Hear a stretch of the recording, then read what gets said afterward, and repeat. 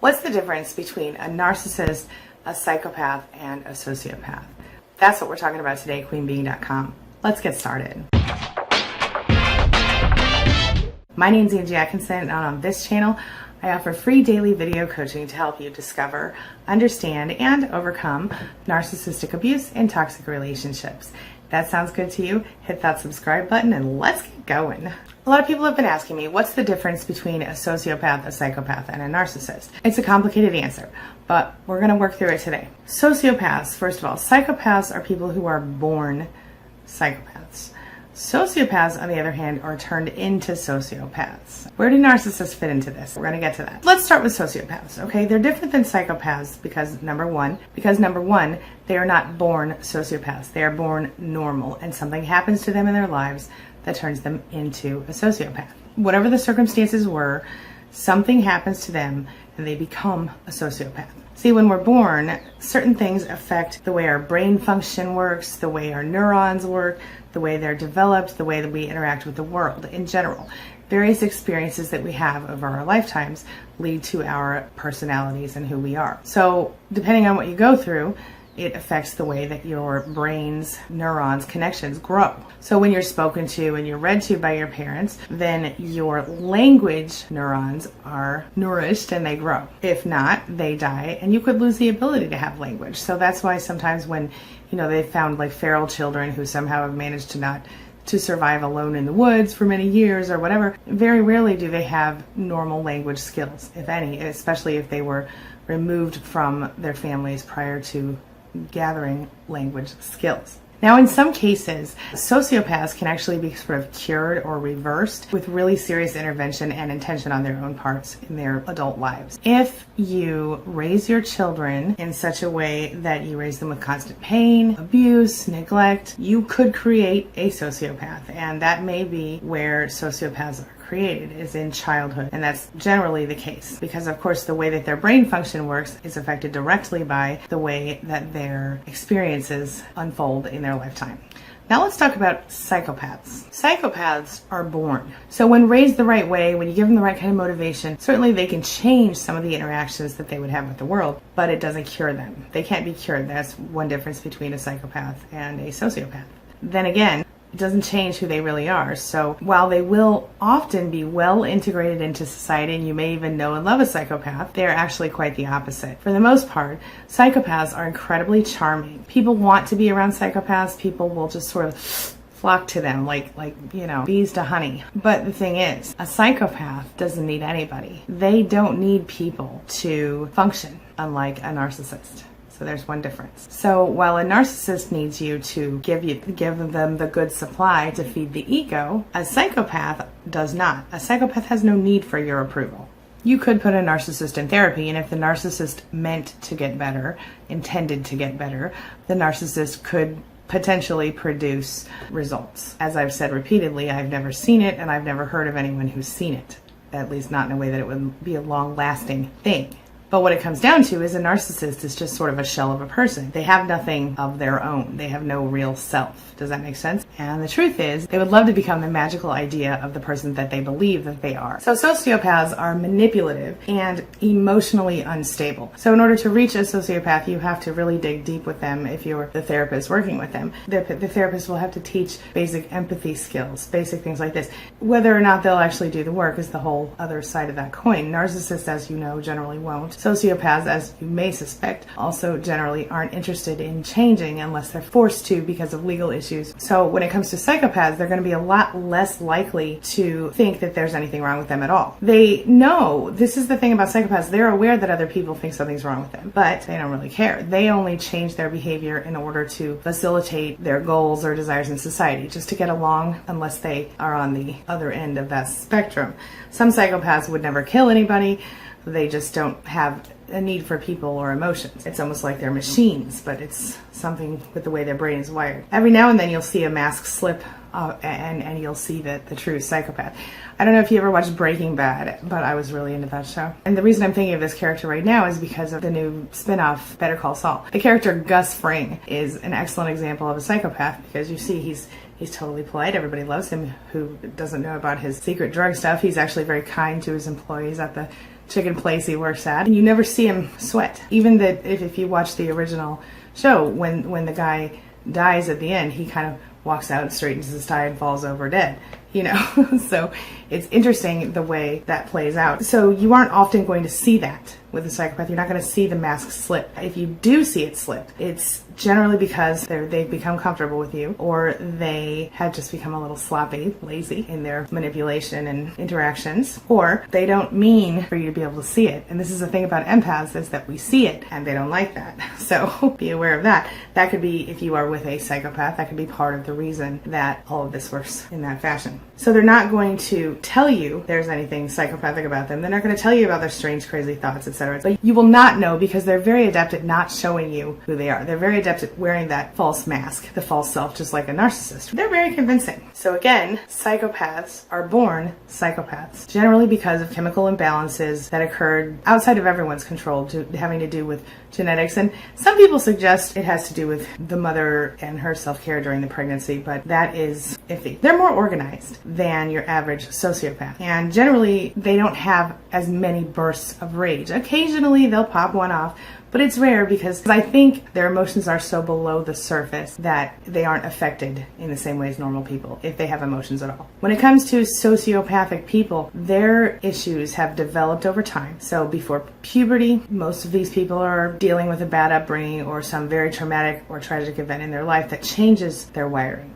They don't come out that way, they're made into that. Genetics probably may play a part, because we all have been through some tragic things, and not all of us are sociopaths or psychopaths. As I explained, sociopaths are disorganized. They are also much better at understanding and manipulating people. And I think the reason for this is because at some point in their lives they may have been more like neurotypical. They may have been more normal until this tragedy happened, and so they may still be able to recall how it felt to be this, that, or the other thing.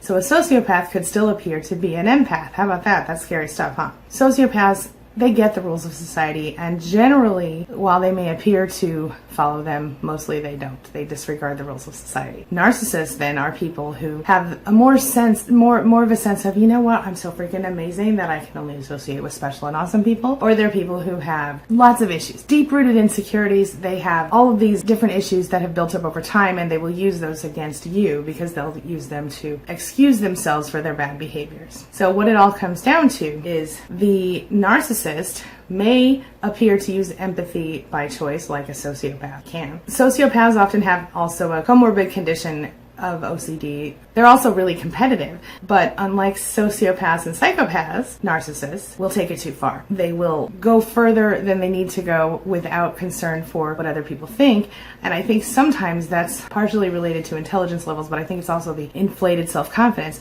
whereas a psychopath just doesn't give a shit, and a sociopath is going to be more focused on making people think they're okay. Narcissists, when they're wrapped up in their little narcissistic rage and narcissistic injury times, they tend to lose all ability to concern themselves with emotion, and that, my friend, is the marker of a narcissist, is when they get to their bad points, they have no empathy. They may never have empathy, but when they get to their bad points, the empathy factor is gone. What it all comes down to is that all of these cluster B personality disorders can be potentially traced back to antisocial personality disorder. And we'll talk more about that in the next video. So tell me, it's time for the question of the day. You know what that means?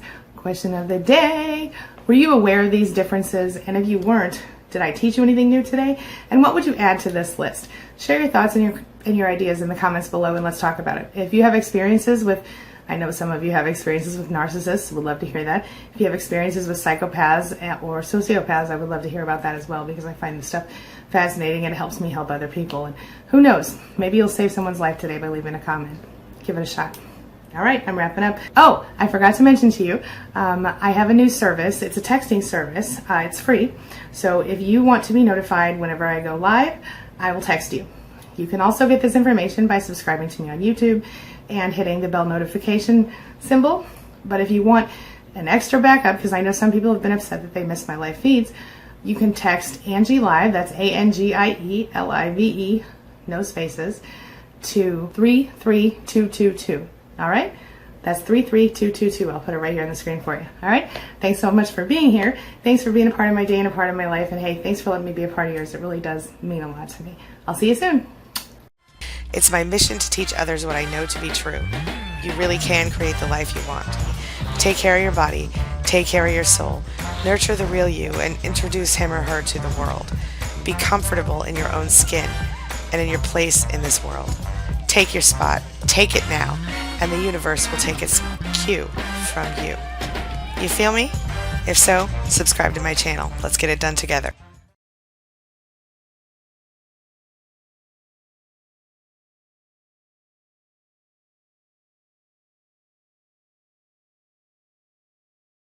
Today we're talking about psychopaths, these mystifying cluster B types who may in fact be natural born killers. What is a psychopath and how can you identify one? Well, I'm about to tell you.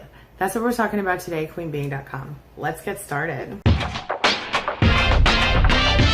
My name's Angie Atkinson, and on this channel I offer free daily video coaching to help you discover, understand, and overcome narcissistic abuse and toxic relationships. If that sounds good to you, hit that subscribe button and let's get going. We all know that there are a number of conditions that are commonly comorbid with narcissistic personality disorder. Over the next several weeks, I'm going to go into each of those in detail. We're going to talk about psychopaths this week. We're going to cover a number of factors in depth, so be sure to subscribe to my channel if you haven't yet so that you don't miss one of this series. When I say the word psychopath, what's the first thing that comes to your mind? If you think of a serial killer or some other kind of criminal who is sort of a society outsider or someone who hurts people, you'd be with the majority of the population. But you may or may not know that you could also be married to a psychopath. You could be the child of one, an employee of one. You could be a sibling of a psychopath and not even know it. It turns out that psychopaths are hiding among us in plain sight in our society. And while we may assume that we could spot one without a problem, the truth is that they can be quite undetectable to the average person. One example of a psychopath that I used in a recent video was Gus Fring from Breaking Bad. Remember that show? Or more recently, the AMC spinoff, Better Call Saul. Gus Fring is someone that you would never suspect of being a psychopath. I mean, when you first meet him, he's working at a restaurant and he's like a fair-minded, soft-spoken owner who takes good care of his employees. He is the owner, soft-spoken owner, of a small chain of restaurants that sell chicken. He's unfailingly polite, and he does not seem like he could even hurt a fly, right? But later you see him kill someone with zero regret, no expression on his face of even, he doesn't even seem like he could hurt a fly. But you watch him kill someone like it's nothing, and you watch him clean himself up, take off his pre-planned outfit, which was like a rubber suit or something. Then you watch him clean himself up without a single ounce of remorse or apparent nervousness on his face. Then you might realize, okay, that may be a psychopath, all right? What other examples can you think of in television or movies of characters who represent psychopaths? Tell me about that. Share your thoughts in the comments below and I may use them in a future video. What are the traits of a psychopath then? Well, we're going to start with how a psychopath is diagnosed by a doctor using the Hare Psychopathy checklist to highlight the diagnosable traits of a psychopath. This list was developed by Dr. Robert Hare, who is a psychology professor at the University of British Columbia. Hare has taught and conducted research for more than 40 years now at that university, with most of his career being dedicated to the study of psychopathy.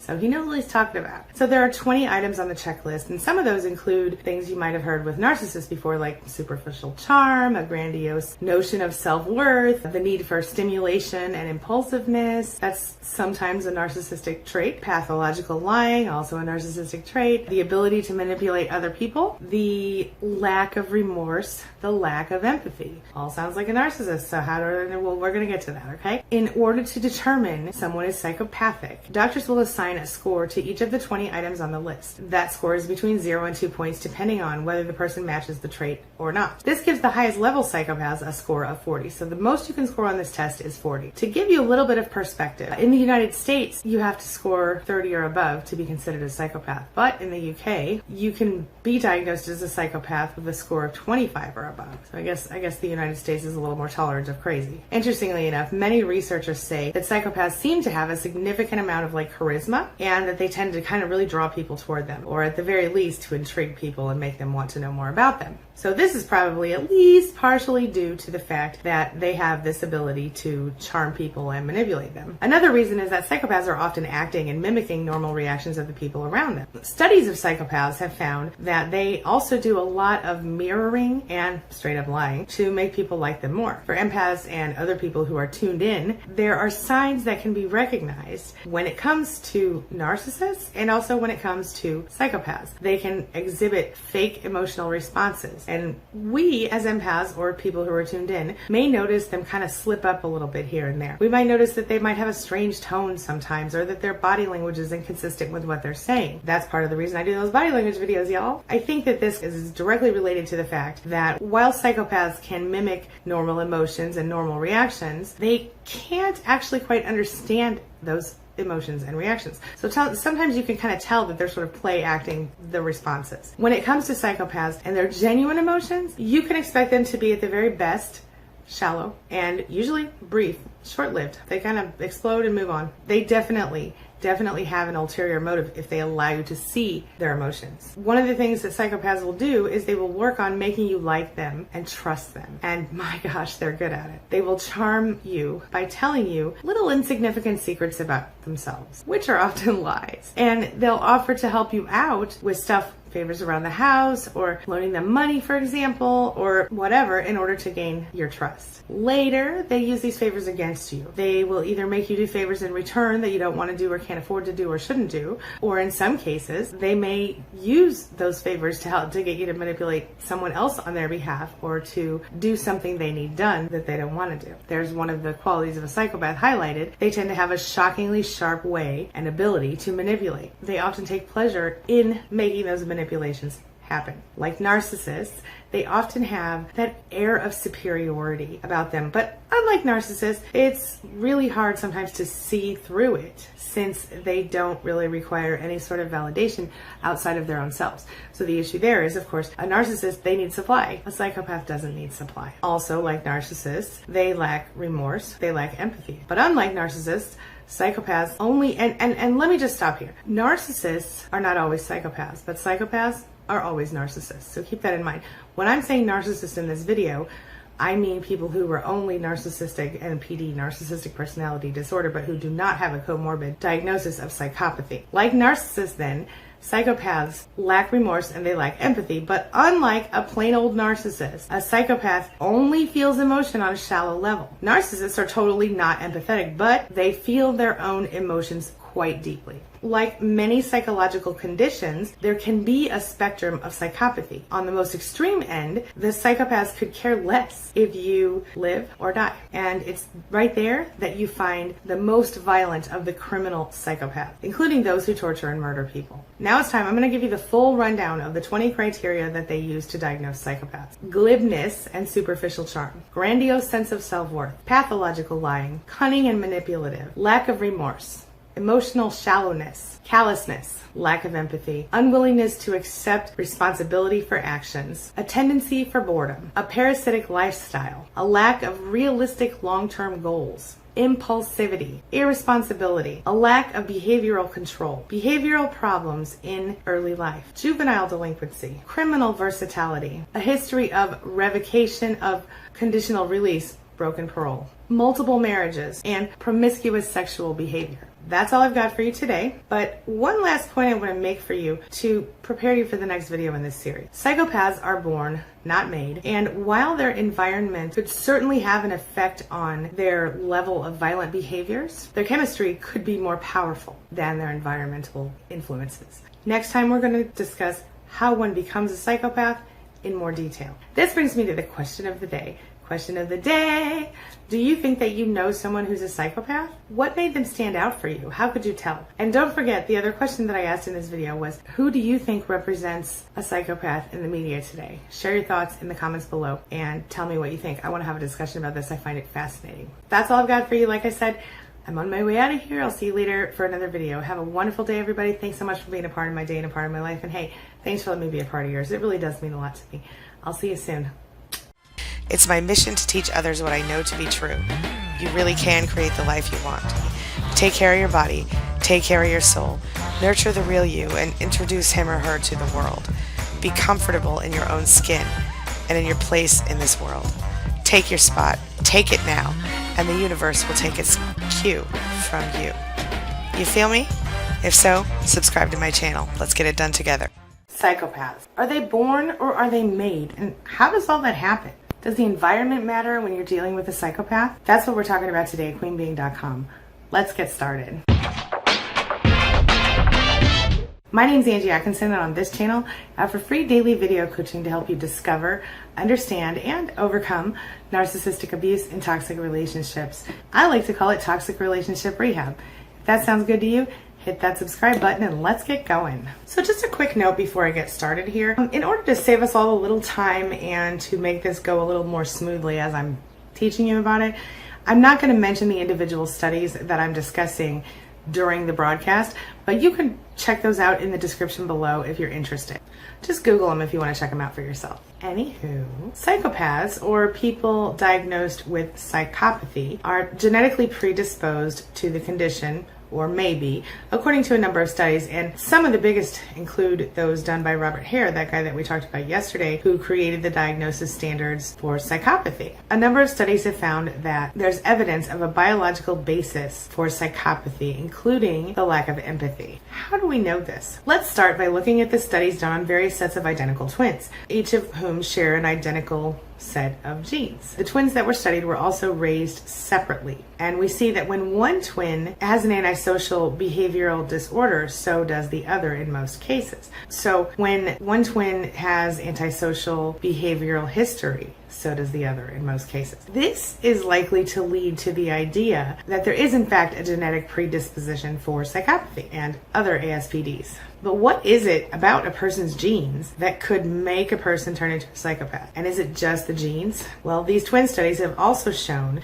that when it comes to psychopathic traits, including the lack of guilt and remorse, directly and carelessly using and abusing other people, and the lack of empathy, among other traits, well, all of these generated similar results, all of these studies. So when one twin showed the traits, the other was also likely to do so. While it doesn't entirely confirm what researchers believe is true, it certainly doesn't negate it. One recent study found that kids as young as 7 years old can demonstrate psychopathic qualities. That's scary, right? Even more recently, studies have been done on the brains of people who are psychopaths that have really cleared things up. After having CAT scans done on a series of psychopaths, researchers noticed that the part of the brain usually associated with your emotions, especially the integration of emotion and thoughts with actions, doesn't operate the same way that a normal person's brain does. So for example, if you were to show a normal person a picture of something that most people would feel strong emotions about, like a mother holding her new baby, right after birth, you guys know what I'm talking about. You ever see those pictures on Facebook or whatever, they're still in the hospital bed, the mom just had the baby, that feeling? Or a wedding, something that makes a normal person feel some kind of emotion. Normal people have this emotion center in their brain that kind of lights up when that happens. But when it came to showing the same images to a psychopath, that part of the brain never responds. There's literally no activity there. The emotional response appears dormant. And the same goes for a bunch of other emotions. The emotional areas of the brain just sort of stay dark for these people. They never show any activity. So at the very least, it looks like there's a genetic influence on the ability to experience empathy and to feel strong emotions such as guilt, empathy, remorse, or any emotions at all. Usually, of course, guilt, empathy, remorse, these are the same emotions that would prevent most of us from killing or hurting another human being or doing something horrible to them, from committing violent crimes. This all adds up to the fact that there's most likely a biological component here to psychopathy. There's a biological component to psychopathy, most likely. But while this might seem like a relief for some people, maybe a big problem for some people, it's really not as simple as that. See, because there are also other factors to consider, like environmental factors. Or are there? Does the environment affect the development of a psychopath? That's the question. That's what we're going to talk about, because studies on psychopathy definitely show some interesting facts here. So first, about half of the differences between psychopathic traits are genetic. That seems to suggest that there's also an environmental influence. And 40 to 60% of the variance between other personality traits and other personality disorders, when we're talking about those characteristics or those traits again, might reflect genetic factors as well, according to research. So what does that mean? Well, clearly psychopathy is a lot like those other traits and disorders in which genetic factors are important, but they don't explain everything. So while specific genes that are related to psychopathy haven't quite quite been identified yet. Researchers also believe that there are multiple genes that may contribute to the development of a psychopath. So most diagnosable genetic conditions would involve multiple genes. So it's not like just one single gene that leads one to become a psychopath. So it's not like we could just isolate a certain specific gene. Another twins study examined the influence of the environmental factors and the psychopathic traits. How did the environmental factors influence the psychopathic traits and the development and expression of them? The bottom line there, I'm not going to go through all the details because you'll be bored, I'm sure. But the bottom line there is that the research proved that the environment and the way that they were treated, the individual people were treated by their parents and other people that were inside of that environment, has a pretty serious influence on the way a person turns out. We already knew this. Here's the thing. If a person is pre-genetically disposed to being a psychopath and these environmental factors are in place, then the development is almost certain. Whether or not a person is genetically predisposed is a factor. But it also, in order to have that expressed or in order to have that come out, a person needs to also have, in most cases, are these environmental circumstances. So that study actually led researchers to caution people and to say, listen, if you have at-risk children, if you see kids who are displaying antisocial behaviors young, or they are displaying poor impulse control too early, then, or in general, then you should take them to see a psychological or a psychiatric professional ASAP so that you could avoid or help prevent the development of a psychopath. What do you think about that? Tell me in the comments below. Do you think that's a legitimate thing to tell parents or not? I worry that they would over-medicate some children. They were saying that in the studies that children as young as 7 years old could be affected by psychopathy, which I found very interesting. So while sociopaths can be produced through just the environmental influence, not to mention the social ones, psychopaths must be, according to what we understand, genetically determined. And while both psychopathy and sociopathy are linked or similar, and while we're at it, NPD, under the big umbrella that is ASPD or antisocial personality disorder, there are various schools of thought that clearly distinguish the two. So the way that a person is brought up could cause a person to act like a psychopath but not be a psychopath, more directly a sociopath. And if you want, I can do another video on the difference between a sociopath and a psychopath, but I did one the other day about sociopaths, psychopaths, and narcissists and what they had in common and what they had that differed. So you could check that out if you're interested. So sociopaths then are more the products of the adverse environmental experience that affects their automatic nervous system and neurological development, and that may lead them to physiological responses that are similar to those of psychopaths. Does that make sense? So antisocial personality disorder then, and its umbrella, is considered a legal and a clinical label that may be applied to both psychopaths and sociopaths. I find it all very interesting. Question of the day is, what would you add to this list? Do you know any psychopaths? Do you know any sociopaths? Do you know anyone like that? Share your thoughts in the comments below. Now, stay tuned for my next video because I'm going to talk about sex and the psychopath. And I think you're going to want to hear this one. All right? If you haven't yet, hit that subscribe button. And that's all I've got for you right now. Have a wonderful day. I'll see you soon. Thank you so much for being a part of my day and a part of my life. And hey, thanks for letting me be a part of yours. It really does mean so much to me. It's my mission to teach others what I know to be true. You really can create the life you want. Take care of your body. Take care of your soul. Nurture the real you and introduce him or her to the world. Be comfortable in your own skin and in your place in this world. Take your spot. Take it now. And the universe will take its cue from you. You feel me? If so, subscribe to my channel. Let's get it done together. Psychopaths. They're notoriously hostile. They're notoriously extroverted. They're self-confident, they're impulsive, they're aggressive, and some people say they experience mild to moderate anxiety. What do you get when you roll all of those things together into one package when it comes to sex? That's what we're talking about today, queenbeing.com. Sex and the psychopath. Let's get going. My name is Angie Atkinson, and on this channel I offer free daily video coaching to help you discover, understand, and overcome narcissistic abuse in toxic relationships. I like to call it toxic relationship rehab. Does that sound good to you? If so, hit that subscribe button and let's get going. So it's a well-known fact that psychopaths do not experience great relationships, and they don't give good love. In fact, they don't give love at all because psychopaths are incapable of feeling the strong, deep emotions like love. Because there's such a disconnect when it comes to their emotions, psychopaths aren't capable of trusting other people. So if you ever meet a psychopath and you speak to one, you might feel almost, if you're an empath like we are, you might feel like a coldness or a layer between you where you can't quite get them to connect with you in a way that a normal person can. While psychopaths do have sex on a regular-ish basis, depending on the person, and they do engage in various types of romantic relationships, they have sex in a way that's different than most everyone else in the world. So if we look at the most upsetting qualities of a psychopath, or the things that are most disconcerting for non-psychopaths, you will find that, as I mentioned at the beginning of this video, they're aggressive, they're hostile, they're extroverted, they're impulsive but self-confident, and they tend to carry around a little bit of anxiety, OCD issues sometimes. While the everyday average psychopath never commits an illegal crime, they do kind of tiptoe along ethical lines pretty often, even if they do commit a crime. They may never commit an actual crime, but they certainly will walk through their lives and tiptoe on the line of what's ethical, what's not, and blatantly hurt people in their lives without a second thought. They have no guilt, no remorse. They don't feel those things. So the traits of a psychopath tend to be very upsetting to us as empaths and to just people in general, especially when we apply them to sex and relationships. So for most people, sex tends to be both an emotional and a physical connection. It feels intimate to be sexual with someone for most people. But unfortunately, for the people who get involved with psychopaths, they don't connect that way. They may appear to when it's convenient for them, just like a standard narcissist. But unfortunately, they're not capable of having that sustained, lasting, lifelong, real live connection.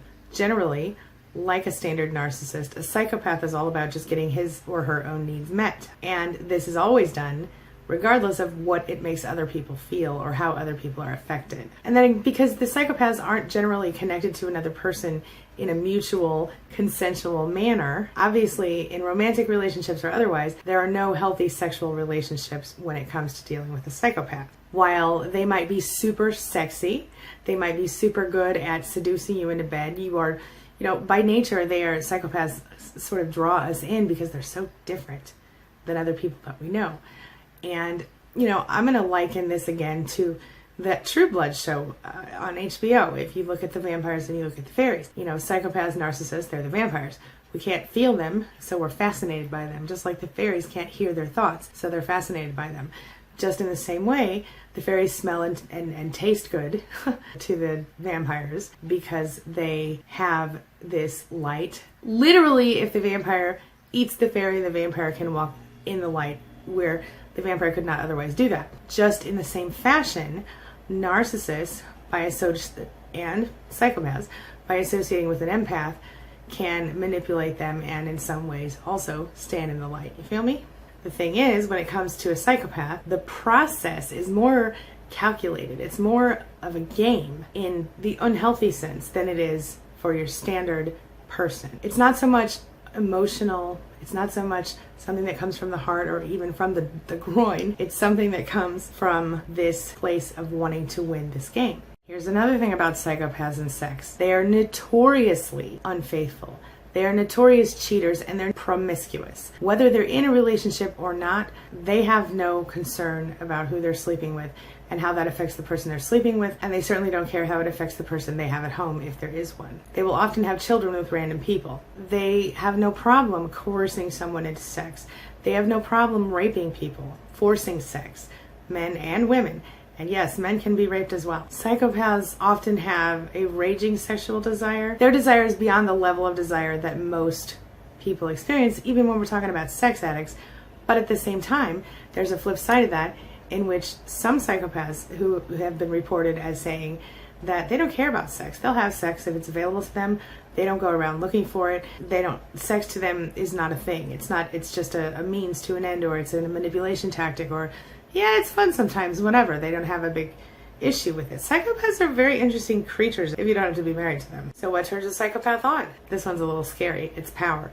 Sex to a psychopath is a position of power. So if a psychopathic male is going to gain power over a woman, for example, he will have sex with her. Then he knows that she will probably trust him more, give him more money, or whatever other benefit he's going to get out of it.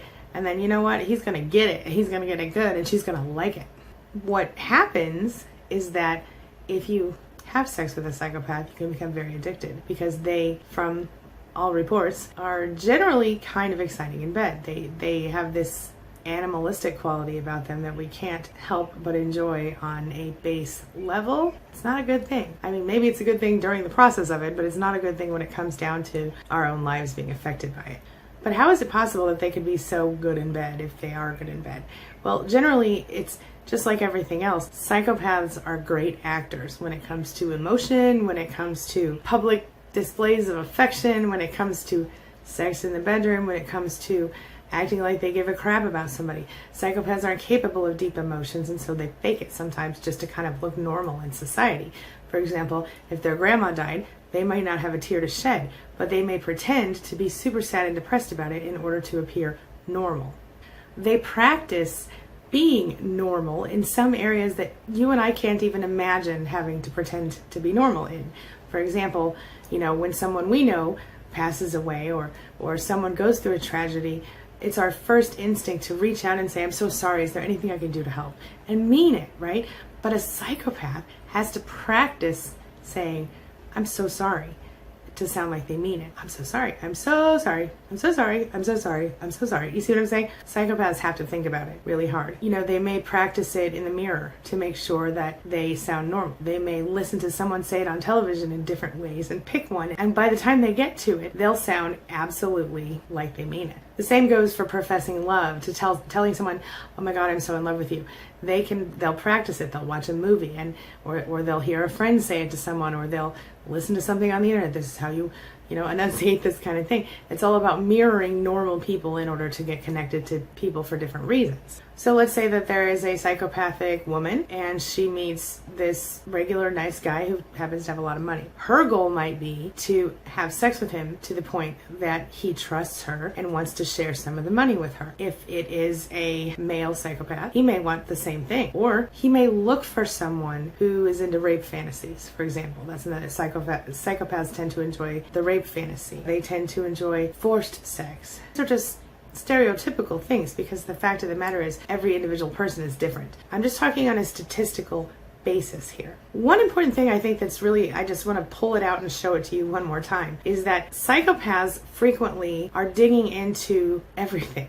Psychopaths are promiscuous, but their promiscuous behavior is not because they're sex addicts. It's not because they're so into getting it. It's not about any of that. You know what it's about? Psychopathic people are, statistically speaking, more likely to be promiscuous. Also, statistically speaking, they are less likely to be associated with commitment to another person, at least actual commitment. They may pretend to commit, but they never stop cheating if it's convenient for them. Here's the interesting thing. Psychopaths don't get it the way they do. They don't go running around having sex with everybody because they're so into it. They go running around having sex with everybody because it's a means to an end. Because they always have their eye on a prize, a goal, which may include sex. The goal may include having sex for the purpose of taking the next step, or it may include having sex for the purposes of being in power and in control and dominating a situation. Plus, when a psychopath has sex with a person, stranger or otherwise, it allows them a certain amount of insight into that individual person. It allows them to get close to that person at their most vulnerable moments, in their most vulnerable state. So if someone is lonely, that's how a psychopath jumps in. If someone is feeling sad or depressed or alone in the world, a psychopath goes, oh, that's my kind of person. And they jump right on it because this allows the psychopath to reach out to someone who's most susceptible to abuse, most susceptible to their twisted ideas of what is exciting, of what is healthy or not. And a lot of times how they get in the door is they make the person feel as though they're too good to be true. And the person goes, oh my God, you're too good to be true. Well, the person psychopath mirrors back to the person, you're too good to be true too. This is the person I wanted for my whole life, la la la. It's a whole thing. So psychopaths, they're good in bed, right? According to what my research tells me. Psychopaths are hardwired to get it. They're hardwired to have sex. They have a ton of energy. They are always looking for excitement, adrenaline rushes. They need it in order to feel anything at all. Since sex tends to be one of the most stimulating types of human behaviors that we have, psychopaths need it. They want it. They got to have it when it's convenient for one. They want it early. They want it often. They often have sex at very young ages, and they often do frequent engagements of sex. Again, I want to point out to you that there are some psychopaths who are totally not sexual, but those are different situations and not always directly connected to biology as the psychopaths that we're speaking about today are. Psychopaths, in addition, why are they so weird? In addition to all those things, they have no guilt and no shame. So they have no problem being weird in bed. They have no problem being like, a man. In fact, I just heard this from a client the other day. Some narcissistic person she had been with, who was an abuser, actually wanted himself to wear lingerie to bed and wanted her to wear things that allowed her to be performing as the man. Yeah. So whatever. I'm not judging anybody's sex lives. I'm not saying it's weird or wrong or bad. What I'm saying is this person was claiming to be an entirely heterosexual male, and then it rolled out like this. Psychopath? I don't know. Narcissist? Yeah. Weird? Maybe. They tend to have seriously voracious appetites for sex. They tend to be very strange. Anything goes when it comes to sex. And psychopaths tend to be not pansexual, but any sexual, anytime. What I mean is they'll have sex with men or women, sometimes animals, sometimes other kinds of combinations, and they have no concern for what anyone thinks. There are no societal boundaries for them and no relationship boundaries. So sex with a psychopath ultimately can be awesome and amazing in the moment, and then scary and horrible in the moment, and never ever ever real long-term relationship kind of sex. Psychopaths can't love. So that's all I've got for you today. Here's the question of the day. Question of the day: what do you think about sex and psychopaths, and how would you categorize these people and their desires? Have you ever been with a psychopath in a romantic relationship, and how did the sex go for you? Share your thoughts and your comments below and let me know what you think. If you'd like me to talk more about psychopaths in the future, give me a like and leave me a comment on this video, okay? Thanks so much for being a part of my day and a part of my life, and hey, thanks for letting me be a part of yours. It really does mean a lot to me. I'll see you soon. Have a wonderful weekend. It's my mission to teach others what I know to be true. You really can create the life you want. Take care of your body, take care of your soul, nurture the real you, and introduce him or her to the world. Be comfortable in your own skin and in your place in this world. Take your spot, take it now, and the universe will take its cue from you. You feel me? If so, subscribe to my channel. Let's get it done together.